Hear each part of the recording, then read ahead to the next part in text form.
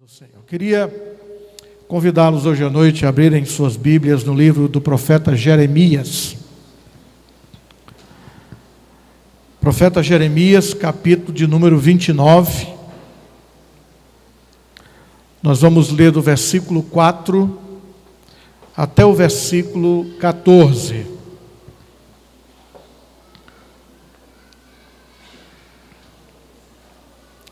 Jeremias, capítulo 29, versículo 4 até o versículo de número 14.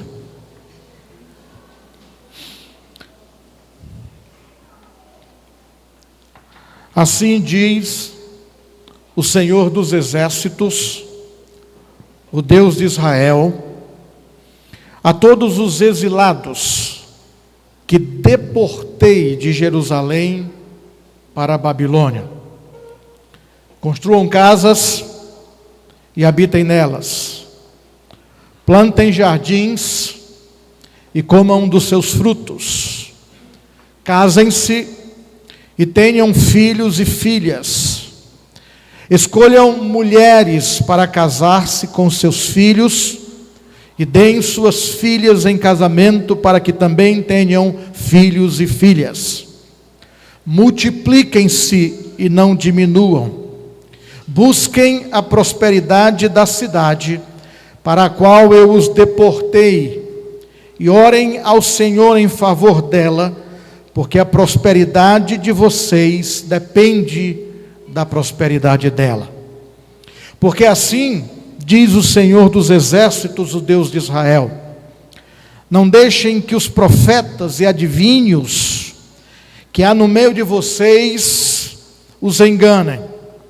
Não deem atenção aos sonhos que vocês os encorajam a terem. Eles estão profetizando mentiras em meu nome, eu não os enviei, declara o Senhor. Assim diz o Senhor: quando se completarem os 70 anos da Babilônia, eu cumprirei a minha promessa em favor de vocês, de trazê-los de volta para este lugar, porque sou eu que conheço os planos que tenho para vocês, diz o Senhor, planos de fazê-los prosperar e não de causar dano, planos de dar a vocês esperança e um futuro. Então vocês clamarão a mim, virão orar a mim, e eu os ouvirei. Vocês me procurarão e me acharão, quando me buscarem, ou quando me procurarem de todo o coração. Eu me deixarei ser encontrado por vocês, declara o Senhor, e os trarei de volta do cativeiro. Eu os reunirei de todas as nações e de todos os lugares para onde eu os dispersei, e os trarei de volta para o lugar de onde os deportei, diz o Senhor. Amém? Até aqui. Louvado seja o nome do Senhor. Senhor, nós queremos te louvar e te agradecer pela tua palavra nessa noite, e nós te pedimos graça, sabedoria para ministrar e para compreender a tua palavra. Que o teu Espírito Santo penetre, ó Deus, nos nossos corações, e a tua luz inunde as nossas escuridões, a nossa escuridão mais profunda. Pois é no nome de Jesus que nós te oramos e nós te agradecemos. Amém. Irmãos, desde o início do relato bíblico, desde a criação, quando Deus criou os primeiros seres, as primeiras criaturas, uma coisa é notável a gente perceber: sempre houve lugar para um negócio chamado insatisfação. Segundo esse relato bíblico, está lá no livro de Gênesis e também por outros livros do Antigo Testamento, tudo começou com um ser, um anjo, um ser angelical chamado Lúcifer,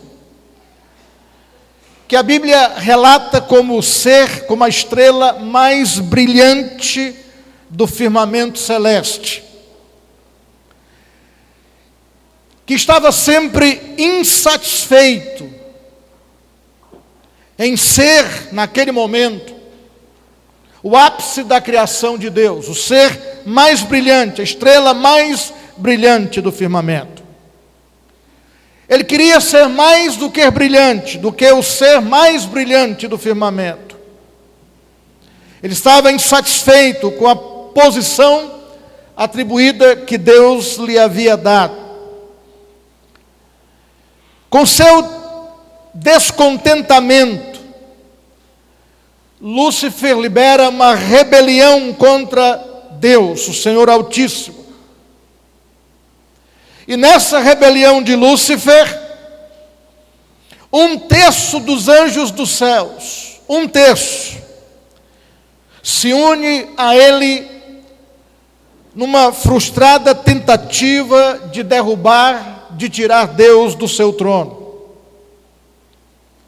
Por causa da sua rebelião, ele e os anjos que o seguiam foram expulsos do céu. E desde aquele dia de trevas, ele passou a ser conhecido como Satanás, o diabo, e tem sido o inimigo implacável do Senhor e de toda a obra do Senhor, de toda a obra de Deus. O que o tornou o que ele é, foi o seu descontentamento. E o descontentamento tem sido uma das armas mais eficientes, uma de suas armas mais eficientes. A sua primeira conquista aconteceu logo no início da criação, no Éden, quando ele semeia, ele lança uma semente de descontentamento no desavisado coração de Eva. E para isso ele cita erroneamente o Senhor, fazendo com que Eva acreditasse que Deus a estava enganando e impedindo que ela se tornasse igual a Deus. Então Eva come do fruto que Deus disse que ela não deveria comer, dá a Adão, seu marido, que também a come. E assim o pecado entrou na raça humana até os nossos dias. As sementes do descontentamento trouxeram amargura ao coração do homem, uma colheita de desobediência, fazendo com que o homem e a mulher também perdessem o paraíso, fossem expulsos de lá, e o mal entrasse no mundo que nós vivemos. Desde a expulsão de Adão e Eva, a raça humana se tornou infeliz. Não existe um único ser humano plenamente feliz. Nós temos momentos de felicidade, momentos de contentamento, momentos de satisfação, mas jamais somos plenos nessa felicidade, nesse contentamento. Mesmo nos dias atuais, nessa sociedade que prega tanto prazer, de forma tão extremada, em que tudo que se cria, tudo que se pensa, tudo que se idealiza, é para o prazer, para estarmos satisfeitos, nós continuamos descontentes. Nós estamos sempre querendo fazer alguma coisa diferente para termos algum tipo de satisfação. Deixa eu dar aqui alguns exemplos, deixa eu citar algumas realidades, para ver se a gente concorda ou não com isso. Quando nós somos jovens, nós queremos ser mais velhos. E quando nós somos mais velhos, tudo que a gente quer é voltar a ser novo. É ou não é verdade? É.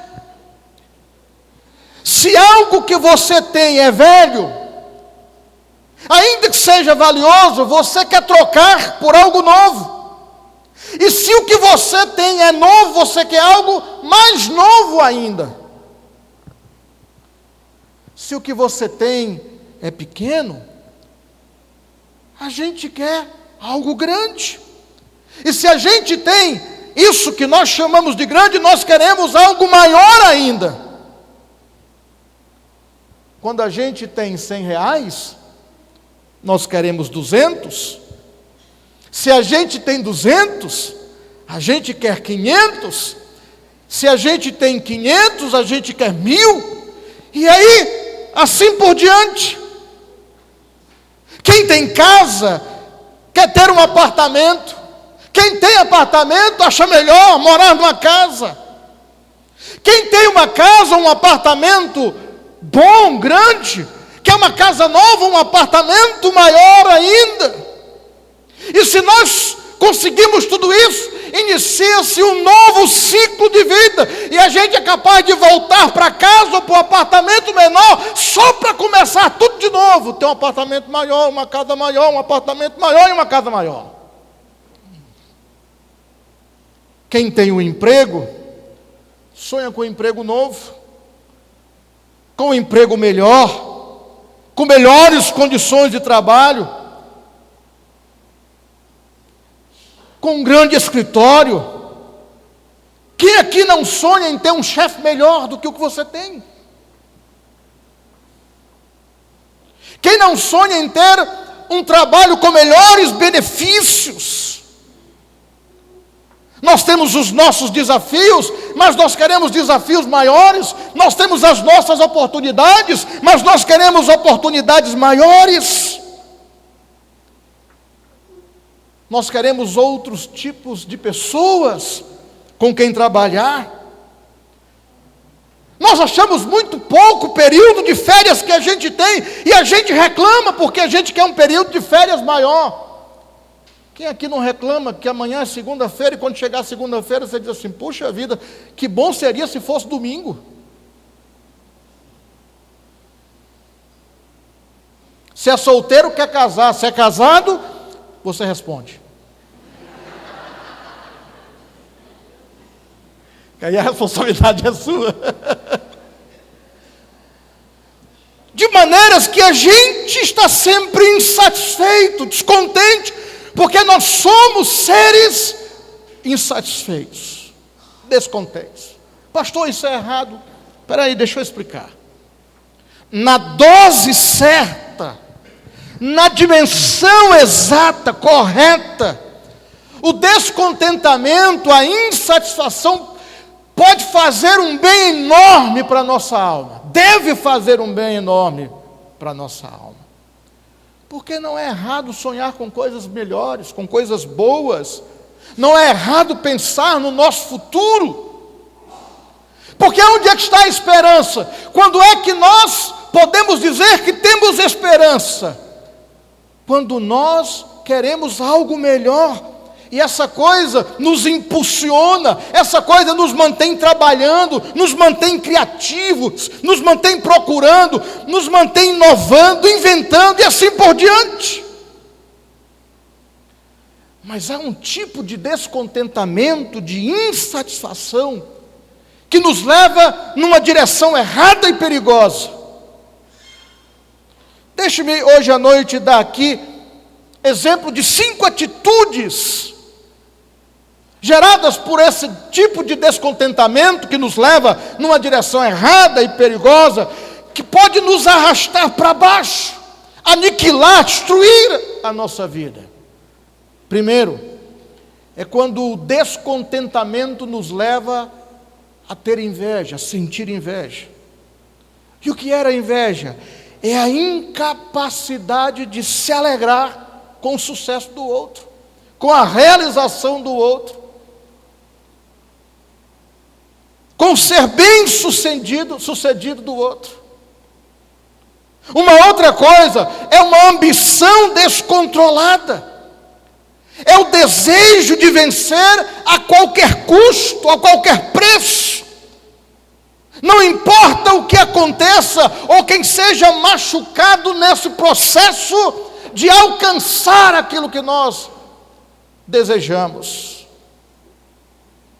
Uma terceira coisa é o espírito crítico. E esse espírito crítico aqui é a tendência de se tornar negativo, de estar sempre fazendo observações danosas, de estar sempre tentando diminuir os outros, o que os outros pensam, o que os outros querem. Que é diferente de um outro exemplo, que é o espírito queixoso. O que é o espírito queixoso? É a disposição de estar dando sempre desculpas, de estar sempre culpando os outros ou as circunstâncias para os nossos próprios problemas ou para os resultados ruins e inesperados que a gente não conseguiu ou que nós alcançamos. Um espírito queixoso é recusar-se a assumir a responsabilidade pessoal, é a incapacidade, a impossibilidade de ser grato pelo que se já tem. E em último lugar, é uma ira descontrolada. Gente que explode com muita facilidade, é a explosão de raiva onde se fala coisas horríveis, porque as nossas expectativas, as nossas metas, os nossos objetivos não foram alcançados. Esse tipo de sentimento, de descontentamento, de insatisfação, faz a pessoa olhar ao redor de si e não perceber tudo que ela já conquistou na vida. E dizer assim: eu mereço um lugar melhor do que isso. Porque nunca está contente, nunca está satisfeito. E assim como Lúcifer, acaba por seduzir, conduzir a si mesmo para longe da realidade e também leva os outros para o mesmo pântano em que está.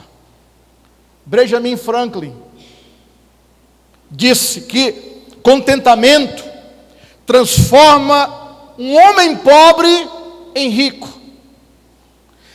E o descontentamento transforma o homem rico em pobre. Porque esse tipo de descontentamento é um câncer na alma. É uma doença que corrói a nossa alegria, a nossa felicidade, destrói as nossas perspectivas de vida, faz com que tudo na vida, inclusive as coisas boas e bonitas, se tornem negativas. E a gente precisa entender que nós nunca seremos plenamente felizes, nunca estaremos plenamente satisfeitos. Como é que a gente lida com esse tipo de condição? Como é que a gente supera esse tipo de condição? Como é que a gente gerencia essas coisas para que ela não nos leve para mais profundo ainda, para um lugar mais distante, para o isolamento, para longe de Deus? Como é que a gente faz? A resposta é simples: com uma boa teologia. O pecado é sempre resultado do pensamento errado que nós temos a respeito de Deus, a respeito dos outros e a respeito de nós mesmos e da vida em geral. A teologia de Jeremias, aqui nesse texto que nós lemos, nos dá algumas ideias sobre como a gente deve lidar com essa situação da vida, para não se deixar amargurar, para não se deixar contaminar com esse sentimento de desgraça, de insatisfação, que nos leva para esse pântano, aonde nós estagnamos a nossa vida e a nossa existência. Primeira coisa que a teologia desse texto aqui nos dá, está no versículo 4. Porque pode ser que você está onde você está, que você está vivendo o que você está vivendo, que você está passando pelo que você está passando, que você está sentindo o que você está sentindo, porque Deus quer que você esteja exatamente aí onde você está.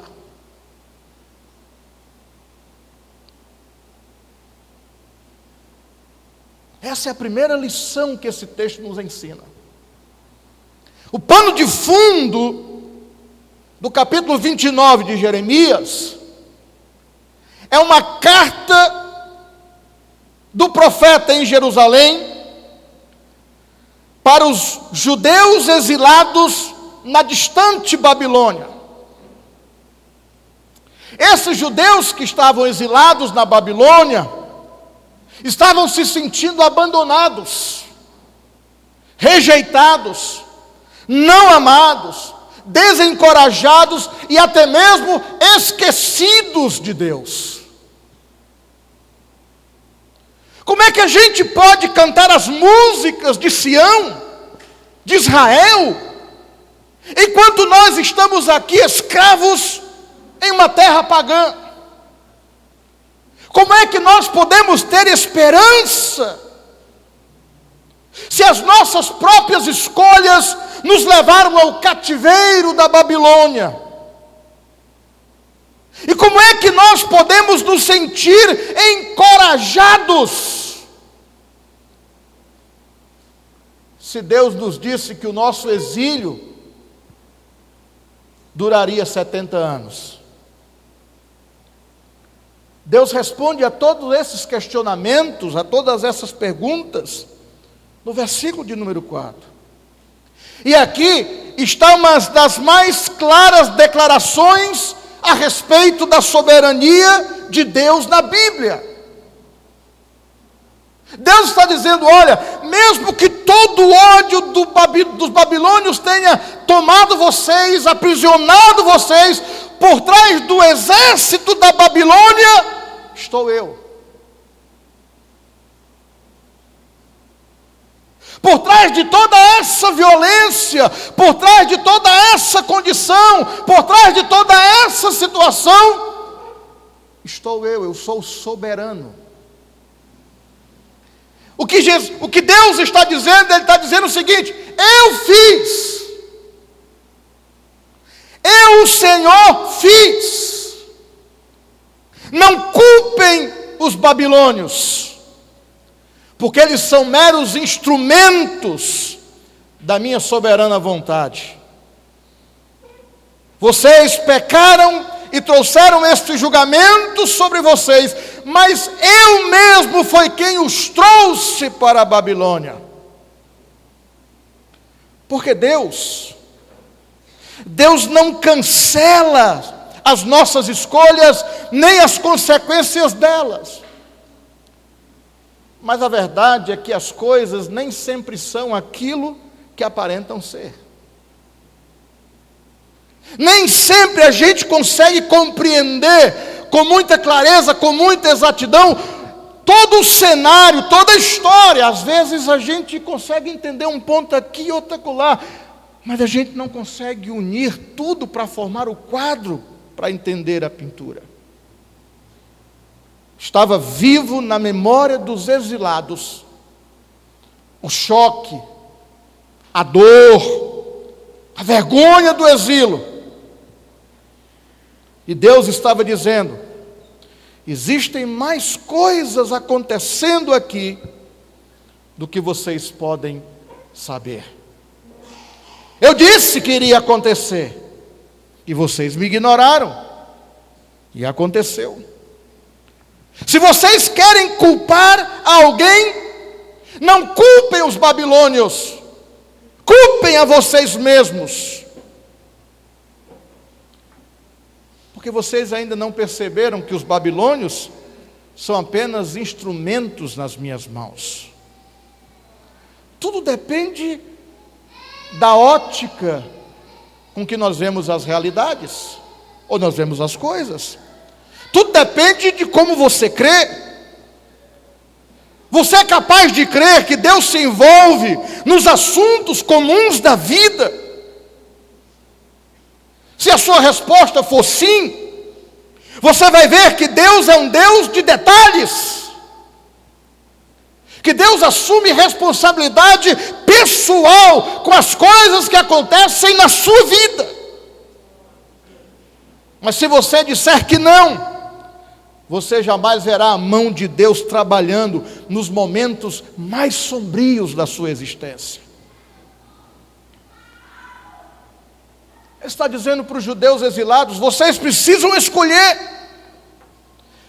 A realidade é que vocês estão cativos, exilados na Babilônia. Qual é a decisão de vocês? Vocês querem passar bem ou vocês querem passar mal esse exílio? De que maneira vocês querem se comportar com essa circunstância em que você está vivendo? Porque quando Deus diz que os levou para a Babilônia, Deus está dizendo que Ele tanto estava fazendo um julgamento, como Ele estava agindo com misericórdia. Aquele povo, assim como nós, só entendemos os problemas, as lutas, as aflições, como julgamento. Mas é preciso ver as situações difíceis, trágicas, as dificuldades da vida, as lutas da vida, como um ato de misericórdia de Deus também. A gente precisa ser honesto o suficiente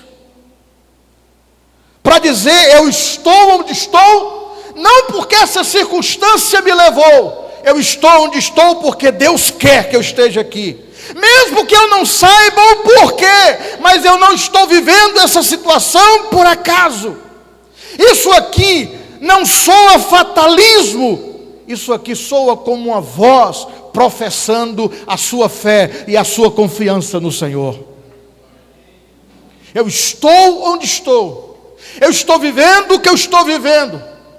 Eu reconheço que aqui há um ato de julgamento e há também um ato de misericórdia do Senhor para com a minha vida e para aqueles que estão ao meu redor. O que você está vivendo tanto é um julgamento, como é um ato de benevolência e da misericórdia do Senhor para com você. Segundo, nós precisamos fazer e dar o melhor de nós na situação em que a gente está vivendo. É o que ele diz aí nos versículos 5 e 6. Deus dá uma direção específica para o exílio. Não era exatamente o que eles queriam ouvir, o que eles desejavam ouvir. Quando a gente ora a Deus, nós queremos que um profeta de Deus venha com uma palavra que nós entendemos como uma palavra de ânimo. Deus vai guerrear por você, Deus vai derrubar os seus inimigos, Deus vai derrotar todas as tropas, Deus vai pisar, Deus vai destruir. Talvez os judeus exilados estivessem esperando uma palavra do profeta desta forma: eu sei que vocês não gostam da vida e da circunstância em que vocês estão vivendo no momento, mas eu tenho boas novas para vocês. Mantenham-se firmes, não piorem a situação, cumpram o tempo, e antes que vocês percebam, sem que vocês vejam nada, quando vocês prestarem atenção, vocês já estarão voltando para Israel, para Jerusalém, e tudo vai ser como antes. Mas o que Deus diz é muito diferente do que eles queriam ouvir, do que eles desejavam ouvir. Deus diz assim: olha, já que vocês vão ficar aí 70 anos, quem aqui tem 70 anos? Tem alguém aqui com 70 anos? A irmã lá tem 70, a irmã Nelly tem 70, a irmã lá tem pouca gente. É pouco tempo, irmã Nelly? 70 anos? É, irmão? É pouco tempo, é muito tempo. Quem aqui tem 35 anos, a metade da idade? 35. Douglas, Edinha. Pouca gente, né? Pode dizer, irmão, não dá para ninguém ver não, está todo mundo de costa para você. Ninguém vai reparar não. Mas 70 anos é muita coisa. É muito tempo para a gente viver. 70 anos já é naquele período da Bíblia que diz que tudo é enfado e canseira. Não é? Você já vai ficando cansado de viver.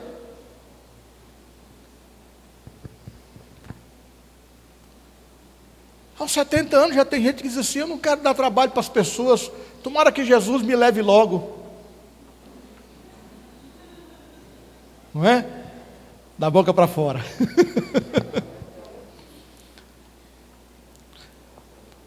Deus diz assim para os judeus: olha, já que vocês vão ficar aí, são 70 anos que vocês vão viver nessa Babilônia, nessa terra, como exilados, e o tempo não é pouco, deixa eu dar instrução para a vida de vocês, como é que vocês vão se comportar nessa crise que vocês estão vivendo, nessa situação difícil. Enquanto vocês estiverem aí, dê o melhor de vocês.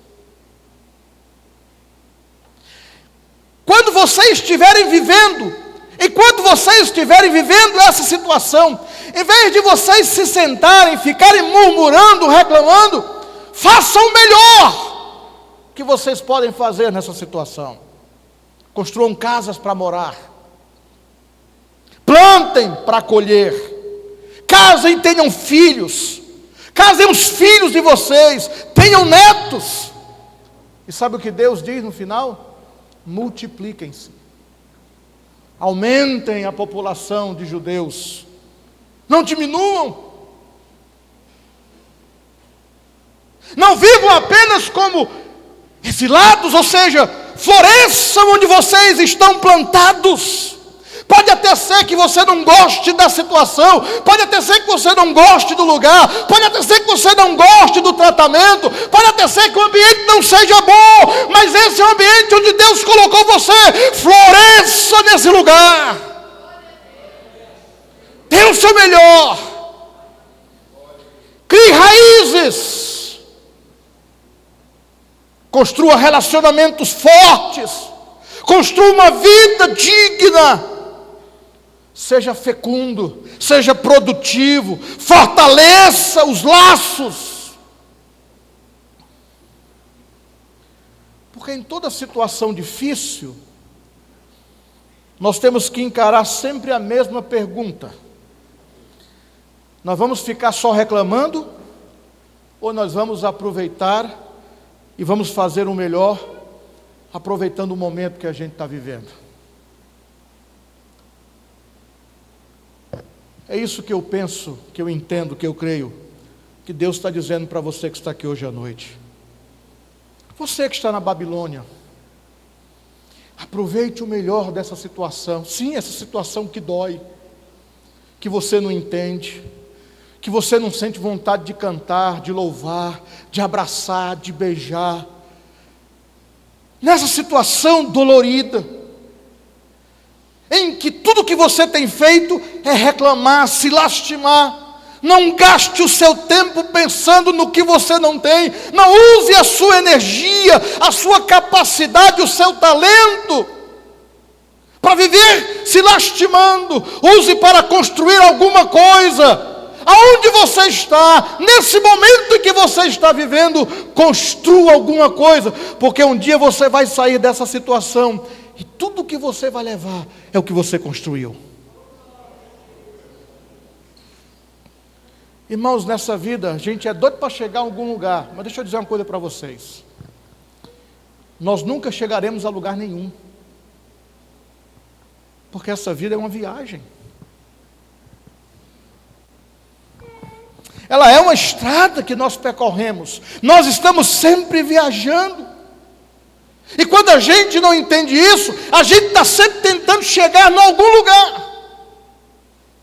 E quando a gente não chega em algum lugar, a nossa atitude normal é reclamar, resmungar, gastar energia. Se eu fosse casado, eu seria feliz. Se eu tivesse um novo emprego, eu seria feliz. Se eu tivesse formação acadêmica, eu seria mais feliz. Se eu tivesse filho, eu seria feliz. Se eu tivesse mais dinheiro, eu seria feliz. Se eu ganhasse essa causa, eu seria feliz. Se eu comprasse uma casa melhor, eu seria feliz. Se eu comprasse uma casa maior, eu seria feliz. Se eu pudesse viajar pelo mundo inteiro, eu seria feliz. E aí você consegue tudo isso, e você continua com o desejo de viajar.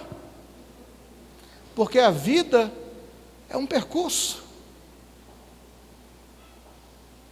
que não termina quando a gente tem conquistas materiais, quando a gente realiza sonhos, quando a gente realiza projetos, porque depois a gente tem que planejar de novo para a gente continuar vivendo. Seria muito bom se a vida normal fosse assim. Eu já vi muita gente dizer assim: pastor, eu queria casar. E depois que casa, vem num gabinete e diz assim: pastor, puxa vida, como eu queria separar.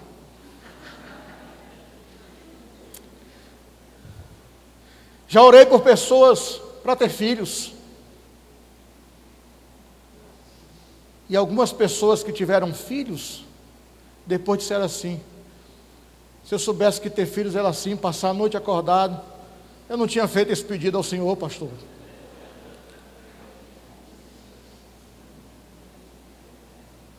Criar filhos, educar.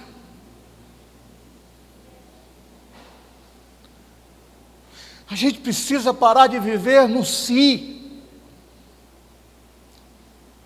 Porque nós não podemos viver no futuro. Esse futuro do si é um péssimo lugar para se habitar. Não viva no si. Dê o melhor de você. Seja o melhor de você. Aqui, hoje, agora, no lugar, na situação, na circunstância que você está vivendo. Porque o futuro não pertence ao si. O futuro pertence ao Senhor, o nosso Deus. E em terceiro e último lugar,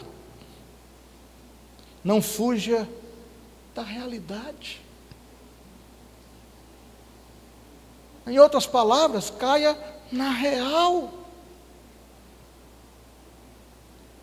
Já que a gente tem que passar por essa situação, então vamos enfrentar essa situação de maneira realística. Provavelmente é a coisa mais difícil para fazer.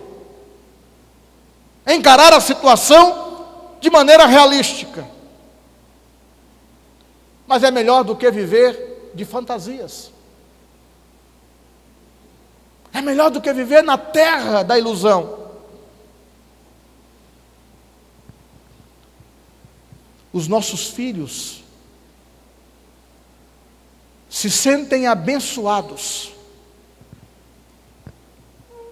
quando nos veem fazendo o melhor e sendo o melhor nas situações angustiantes, doloridas, contrárias, difíceis dessa vida. Os nossos filhos nos admiram mais quando nós não vivemos murmurando por causa da situação que estamos vivendo.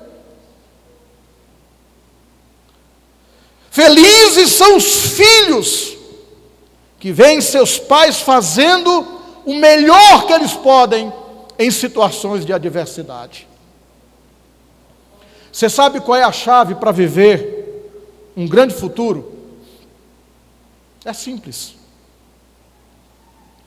É parar de tentar viver um passado melhor. Tem gente que está sempre tentando consertar o passado. Como? Você não tem uma máquina de tempo, você não pode voltar.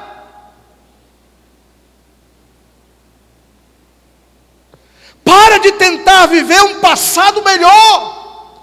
Aceite a realidade. Foi algo que aconteceu, é difícil. Mas parar de tentar viver lá é a melhor maneira de ter esperança no futuro. Eu vou dizer aqui para você, pode parecer bobagem. Algumas pessoas podem até achar ridículo, mas eu vou dizer uma verdade teológica profunda. O passado é o que é, ninguém muda. Não muda. Você não pode apagar o passado, você não pode melhorar o passado, você não pode mudar o passado, mas você pode aceitar o passado e seguir em frente. Seguir adiante. Deixa eu dizer hoje à noite aqui 3 verdades importantes para nós que estamos aqui hoje à noite nessa reflexão. Você não pode voltar ao passado, você não vai permanecer no presente, nem por pior que seja, nem por melhor que seja, e você deve sempre seguir em direção ao futuro. Você nunca vai mudar o passado. Você não vai viver eternamente no presente. Você vai ter sempre que seguir adiante. Por isso a minha oração é que Deus a abençoe. As almas corajosas, que enfrentam a sua realidade com coragem, aceitam o passado pelo que ele é, e seguem adiante com uma fé ardente em Deus. Deixe-me concluir hoje à noite dizendo o seguinte: qual foi o ponto de partida da nossa reflexão hoje à noite? O descontentamento que gera amargura no nosso coração e não produz nada. Mas nós podemos ver a mão soberana de Deus nos conduzindo. Nós podemos servir a Deus onde Deus nos colocou, nós podemos glorificar a Deus aonde nós estamos, e podemos saber com certeza que Deus vai nos levar adiante, sim. Nós podemos até não fazer tudo o que a gente gostaria de fazer, mas a gente pode fazer o melhor naquilo que a gente tem para fazer. Nós podemos florescer aonde nós estamos plantados. Nós podemos servir a Deus aonde Deus nos colocou. Nós podemos parar de lamentar, de reclamar, de contaminar. Não vamos viver no passado, nem vamos viver no futuro. Deixe que Deus governe o seu futuro. Deixe que Deus conduza a tua vida e não as suas circunstâncias. Não espere que as mudanças te façam feliz. E jamais se esqueça de que você não vai ficar nessa situação que você está vivendo hoje. Seja ela de sofrimento, de dor, de angústia, de insatisfação. Nem de muito gozo, de muita alegria, de muito prazer, de muita conquista para sempre. Eu queria terminar com uma frase. Eu vou terminar agora, vai ser a minha última frase dessa minha mensagem.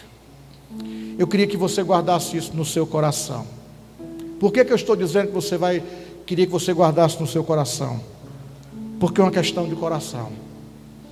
A vida não é uma questão de geografia, nem de tempo. A vida é uma questão de coração.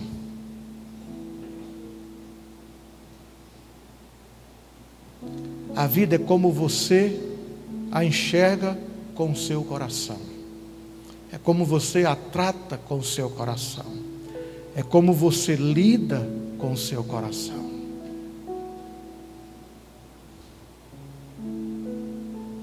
Pode ser que o que você está vivendo foi Deus que colocou. E Deus está querendo que você seja abençoado e abençoador. Plante e colha. Faça dar certo. Se empenhe. Coloque o seu coração. Porque pode ser que você passe muito tempo aí.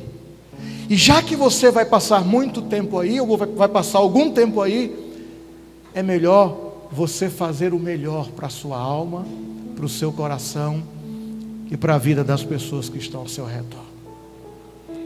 Você pode ficar de pé nesse instante na presença do Senhor.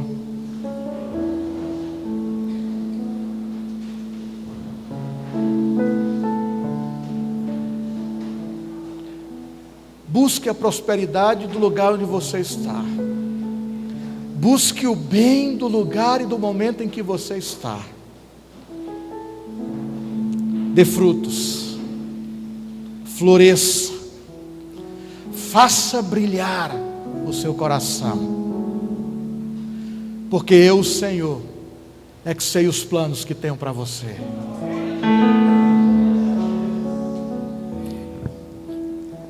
Nós vamos orar nesse instante. E logo em seguida nós vamos encerrar a nossa reunião de hoje à noite. E eu queria convidar você, se você assim o quer, a sair do seu lugar e colocar o seu coração no altar de Deus. E dizer: Deus,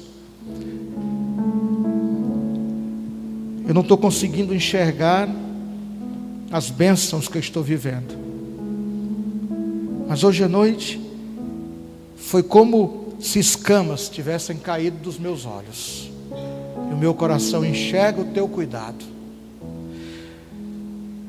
Pode até ser que no lugar que eu estou frequentando eu não me sinta à vontade. Mas eu vou ser a melhor pessoa daquele lugar.